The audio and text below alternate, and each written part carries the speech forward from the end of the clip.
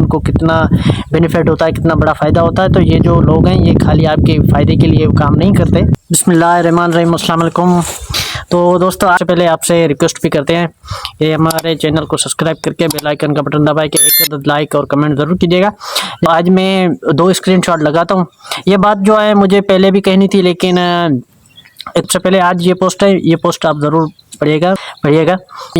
इस शख्स ने ये पोस्ट लगाई थी, तो मैं ये बात कहने वाला था और मैं सोच भी रहा था इस बारे में कि यार ये जो तमाम मल्टीनेशनल कंपनियां हैं, बड़ी बड़ी कंपनियां जो डैम्स बनाती हैं, तो उन्हें डैम्स के अंदर जो इन्वेस्ट करने का बहुत बड़ा फ़ायदा होता है। बहुत बड़ी तादाद में सरिया, सीमेंट, रेती, तो सरिया, सीमेंट, ईंटें वगैरह बहुत कुछ चलता है। आप खुद को तो जो इंजीनियर होगा या जो इस फील्ड में होगा उससे आप पूछ लीजिएगा क्या क्या उसमें लगता है। तो वहाँ पर जो कंपनियां ठेका उठाती हैं ये अपना फ़ायदा देखती हैं, अपना फ़ायदा ढूंढते हैं। तो ख्वाजा सईद रफ़ीक साहब की ये पोस्ट थी, ये भी मैं स्क्रीनशॉट लगाता हूँ, ये भी आप देखें। तो मैं ख्वाजा साहब से सिर्फ इतना सा कहना चाहता हूँ कि सबसे पहले, और दूसरी बात मैं आपको ये भी कहना चाहता हूँ कि आज मुझे मेरी नज़र से एक और वीडियो, 2 वीडियोस थी, वो वीडियोस गुजरी थी, वो थी हिंदुस्तान के सिख की थे। तो वो भी कह रहे थे कि ये जो डैम है, इन डैमों ने हमारी यहाँ तबाही मचाई है, इन डैमों को ख़त्म कर दें, दरियाओं को बहने दें, ताकि हमारी ये तबाही जो हर आने वाले साल में होती है ये ख़त्म हो जाए।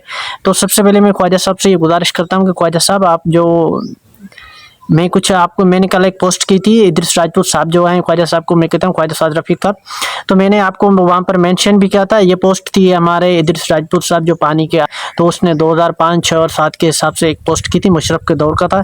तो उसने कहा था कि टेक्निकली लोग बैठे थे, बहुत सारे एतराज़ भी हुए थे, बहुत सारी बातें भी हुई थी, लेकिन मुशर्रफ साहब ने कुछ बातें जो है न सुनी अनसुनी कर दी, और मुशर्रफ साहब तो बस खड़े होकर कह दिया कि मुझे फिलहाल डैम बनाने हैं। तो ठीक है साहब, आपको ये बहस नहीं करवानी जिस बहस से न पंजाब के लोगों को फिलहाल फ़ायदा है, न सिंध के लोगों को, न केपी के लोगों को, न बलूचिस्तान के लोगों को, किसी को कोई फ़ायदा नहीं है। फ़ायदा है तो आपको अभी इस चीज़ का ख्याल रखें कि पंजाब के लोगों को कैसे जो है उन्हें फैसिलिटीज़ देनी है, कैसे उन्हें जो है फेस करना है, कैसे उन लोगों को सहूलियत देनी है, कैसे ये बीबीसी की जो रिपोर्ट है, जो लोगों में स्किन की बीमारियाँ फैल रही हैं उनको रोकना है। इन सब चीज़ों पर फोकस करें ना। आप खाम खा के ऐसी बहस करवा रहे हैं। मैं तो कहता हूँ कि हो सकता है ये रज़ी दादा जैसे लोग, और ये जो आप एक मिनिस्टर होकर पता कि भाई किसको कितना रिलीफ मिला है, ये सारी बातें वो होती हैं जो इस वक्त की ज़रूरत हैं। लेकिन हमारी मीडिया को, या तो मीडिया को हमारी को लगाया गया इस बात पर। फिर इतनी सी बात कहना चाहता हूँ कि भाई ये बहस आपने शुरू क्यों करवाया? मीडिया पर सारे लोग बैठे हुए हैं, ये कालाबाग पर बहस कर रहे हैं। आप तो इस बात पर तो कोई नहीं जा रहा कि भाई रावी के हालत देखिए। मैं आपको सॉरी, लेकिन आपको एक बात और भी बताना चाहता हूँ। आज भी मैंने हमारा प्रोग्राम सुना था, हमारे आपाशी के डिप्टी डायरेक्टर थे किस दौर में, अब रिटायर हैं, उबायो खुश्क साहब है। उसने बाकायदगी से क्लिप बनाई है, वीडियो बनाई है, वो टाइम न्यूज़ के साथ, वो दरिया खान पुल जो ठट्ठे के करीब है सिंधु दरिया पर, वहाँ पर बैठ कर वो खड़े होकर वहाँ पर उसने बताया है कि इतना पानी है, ये तो कुछ पानी है ही नहीं, ये तो कोई 1.5-2 लाख पानी क्यूसिक पानी है। तो उसने कहा था कि एनडीएम से आप पूछें, जो हमारा नेशनल डिजास्टर मैनेजमेंट अथॉरिटी का जो इदारा है, उनसे आप पूछें कि आपने इतनी बड़ी बड़ी दवाएं क्यों की, आपने लोगों के अंदर खौफ और हिरास क्यों फैलाया कि इतना सारा पानी आ रहा है। भाई पानी इतना नहीं है, पानी इतना नहीं आ रहा है, सिंधु में कोई सैलाब की सूरत हाल नहीं है।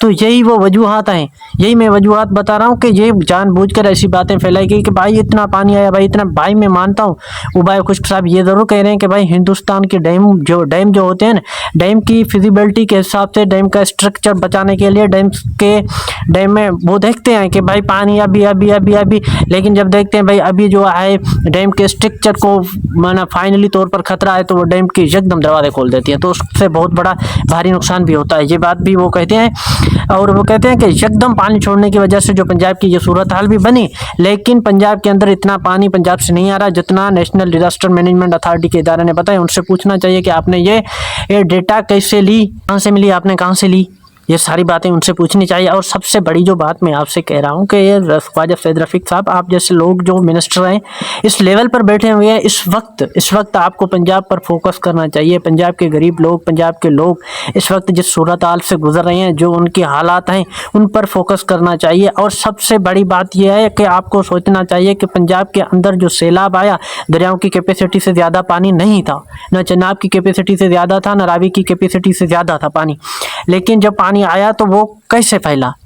पंजाब के जो दरियाओं पर कहाँ पर कब्जे हैं, किस किस ने कब्जे किए हैं पंजाब। सिर्फ ये बहस आपने, मैं तो देखिए मेरी ज़ाती राय है, बेहतर मेरा खुदा पाक अल्लाह पाक जानता है, रब पाक जानता है, ये मैं नहीं कह सकता किसी को।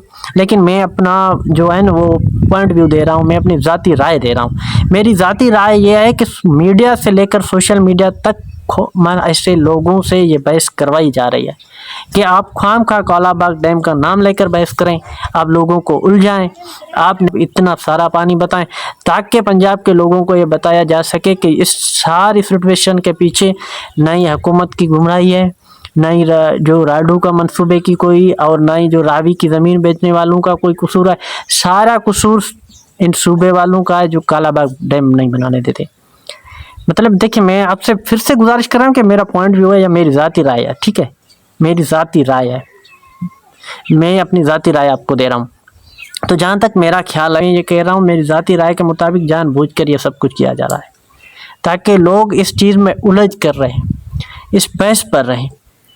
ये ना देखे कोई ये ना देखे कि आज कहाँ क्या हो रहा है, पंजाब में कितने लोग दरबदर हुए हैं, कितने नुकसानात हुए हैं, कितने लोगों को रिलीफ मिला, कितने लोगों को कुछ मिला, कितने लोगों को कुछ नहीं मिला।